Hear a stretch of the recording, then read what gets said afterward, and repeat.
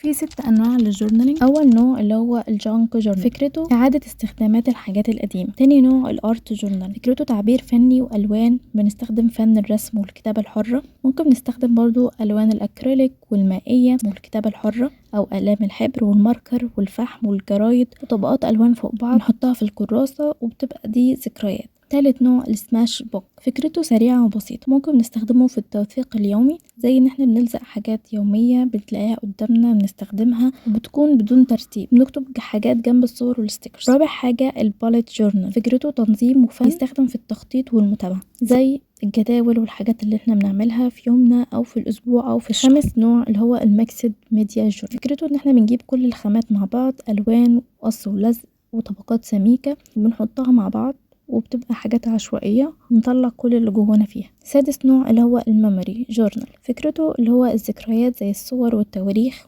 والملاحظات والترتيب الزمني، بنحط اي حاجة لها ذكرى حلوة لينا في الكراسة بتفضل موجودة، ولما بنيجي بنفتحها بنفتكر الحاجة دي. بس اشوفكم الفيديو الجاي، سلام.